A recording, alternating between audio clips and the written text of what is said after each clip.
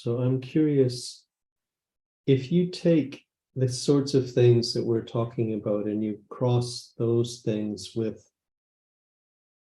psychoanalysis, what difference does it make in your practice or your understanding? Well, I think when I was studying with Gene and he was my therapist for a year, the emphasis was very much on um, sensing myself and my own experience, and very, very, very relational in the sense that Gene was always very present and wanting to know the more of anything that was there for me. But there was also something missing for me in the interpersonal realm of intimacy with another person who was intentionally building a needed bond with me. And at that time, psychoanalysis was really very constricting. I wouldn't even go into that. But then Kohut was coming on the scene there, and Kohut's version of psychoanalysis really spoke to that feeling of essential needs that we are playing out in therapy, and the therapist's ability to be a partner in making the relationship, the therapy relationship, a new kind of beginning, a new kind of being in that relationship. And later on, I've certainly studied many of the things that Gene has said about being the interaction that makes things better. I always love that he said in the interview, in his teaching in our course. But in psychoanalysis, the emphasis is on the therapeutic couple building the kind of relatedness that that attends to and speaks directly to past deficits and trauma and inability to connect. And it's sort of an awareness of both people in the couple, or sometimes not both people, sometimes only the therapist, but an awareness that this relationship can be very special and larger than life, and that one can live in a different way and take risks and be challenged in a different way safely than one can't in usual social connections or romantic connections. It always goes very wrong when you're trying to to play out and build something. It doesn't always go wrong, but I mean, it's much more difficult since those relationships don't have any safeguards. And the therapy relationship, it's amazing to have this kind of intimacy with safeguards, but also safe challenges. And I love the idea. I went into analysis after Gene left New York, and with my analyst, I felt challenged to try to be as real and say the things that I was afraid to say. And Gene always accepted anything I said, but there wasn't the feeling of being challenged to do that. And I sort of needed that. What do you mean by challenge? Like, what would be an example of that? Well, an example would be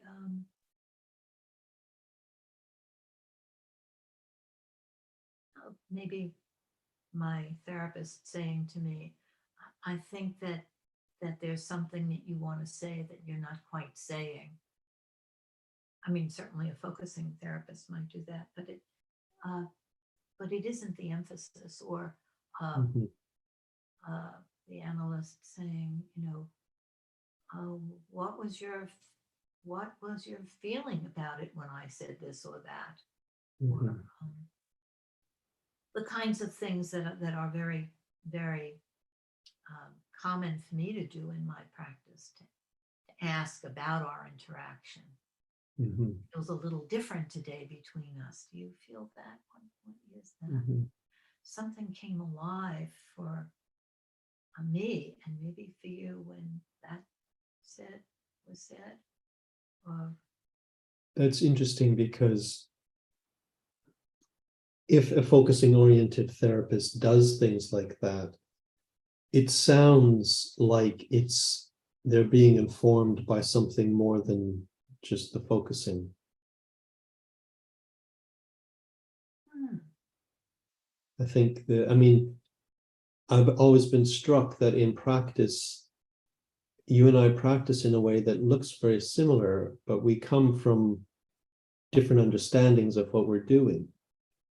Um, but what you're just talking about now, I think that's part of the crossing, the richness that comes from integrating crossing in some way, the psychoanalytic emphasis on the relationship. And there's some kind of guidance in the theory there about things that might be helpful to include or to notice or to say and not keep to yourself. mhm. Yeah. I think that what the psychoanalytic training um, gave me Mhm. is the greater implications to me of what Gene was teaching, but they weren't implications to him, and we led to real disagreement, because for me, there I'm being informed by a felt sense of the us, Mhm. a feeling in the room that isn't just in me or just in the other person. And of course, Yeah. I don't know exactly what it is for the other person, but to cultivate a felt sense of the us felt like an expansion, and felt like very, very much in keeping with uh, with Jean's uh, basic premise that we are this larger interaction. That's what we're made Mhm. of. And of course, Mhm. we have a sense of it. We Mhm. have a felt sense of uh, not only, a client, but of our society, or anything that we tune into. Um, so I think Gene and I, at one point, I think it's even recorded, there was this disagreement where I said something about the felt sense of the us. And he said, oh no, the felt sense is yours. You can have a felt sense of the other, but he objected to the felt sense of the us. And for me, that's a natural implication of of his philosophy. And the Yeah. idea that we disagreed, that he would only pay attention to the therapy relationship if there was something wrong. And Yeah. that felt so ironic to me, and so um, contradictory, that, of course, explicating anything carries it forward. So you're only going to pay attention to what's wrong in the relationship. I mean, that seems so um, wrong-headed to me. But another way of thinking about it, that I got to later, was that I was sort of carrying forward with the crossing the implications of his premise of being interaction, and that was a piece that I wanted to fill in, Mhm. that he did fill in some ways, but in some ways he didn't.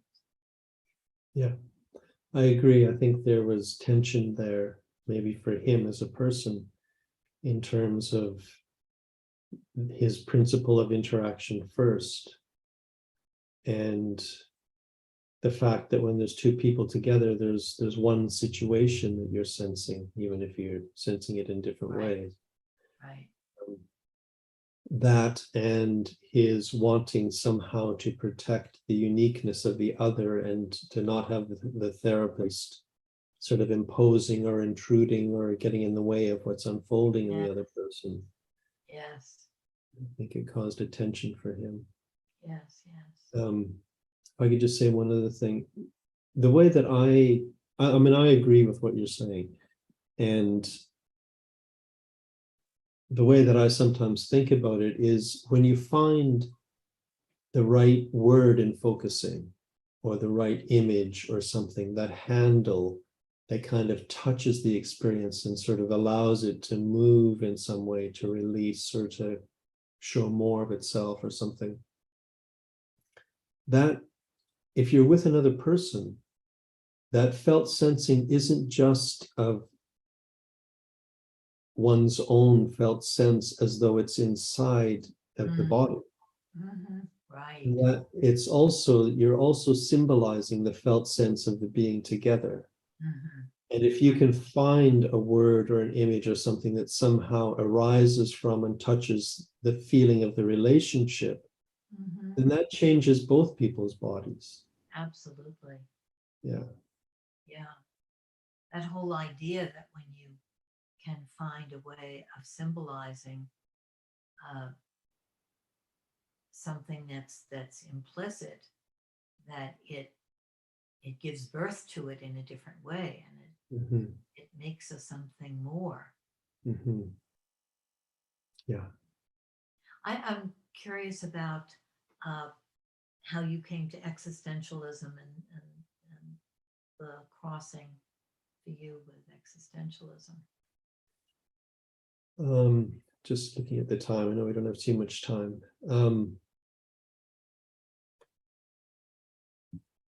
I came to I don't know how to answer that, to be honest. The best I could do now is to say I think that people that get into existentialism are born weird. I don't, it's not an interest. It's something about where one stands in life or something. So I was attracted to existentialism when I was very young, reading existential novels and maybe struggling and trying to read Heidegger and Sartre, and understanding extremely little of it. But interestingly, especially with Heidegger, feeling my body change as I was trying to read this convoluted philosophy that conceptually and intellectually I couldn't understand. But I remember once having struggled to read something, going out to a McDonald's and standing in the queue waiting to place my order and feeling so different. I really felt so broad and present. So I don't know if something was going in or if there's something in the struggle itself that made me more alive. But if you change the question to existential psychotherapy, Yeah. the thing that I loved about existential psychotherapy is it allowed me to ask any question. Up until then, I had had trainings, especially psychoanalysis in the UK, which I think is probably different than in the United States, where there were some questions you weren't allowed to ask. And you couldn't critique the approach except from within the approach. You couldn't bring something from outside of psychoanalysis and to critique psychoanalysis. So I felt like this was too much like a cult for me. I needed to be free to ask any question. And when I did my existential training, that's what I found just so inspiring and so exciting, was I could ask any question.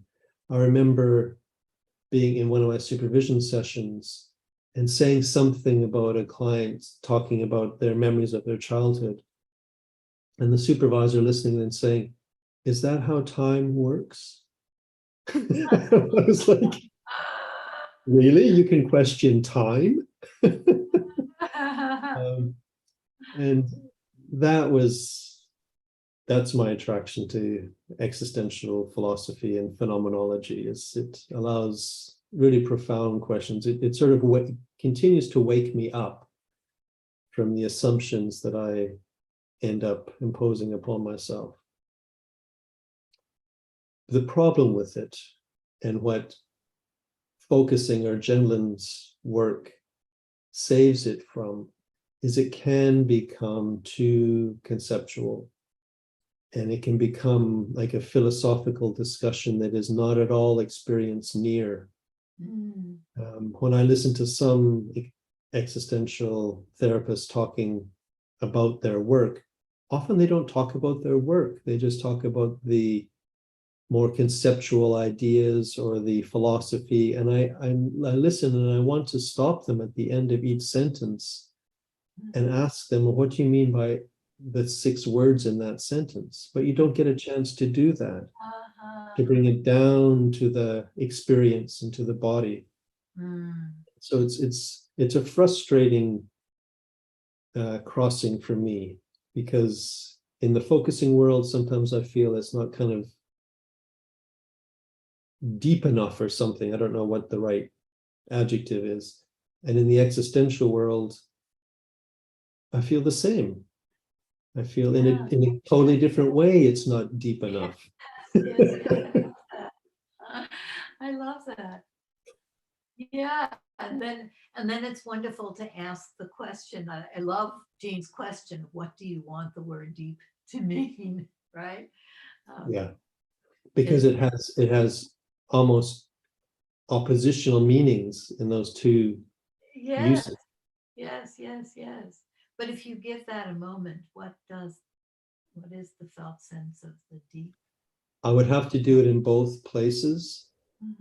So the deep I'm looking for in the focusing world is a deep that wants to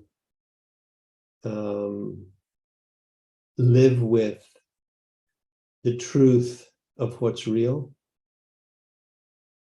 And for me, that isn't always really positive. In the focusing world, it can become sometimes a little too positive, a little too wonderful. And I want a little more of the truth that's like a big gong ringing, that kind of truth that just makes your whole being resonate. And sometimes those truths they sound more pessimistic. And I miss that depth, because they don't feel pessimistic to me, but they can sound pessimistic if you're in a culture that is quite optimistic or positive, or I'm not sure how else to say that, but that would be the deep on that side. Let me try to say that back a bit. Yeah, maybe you've got better words.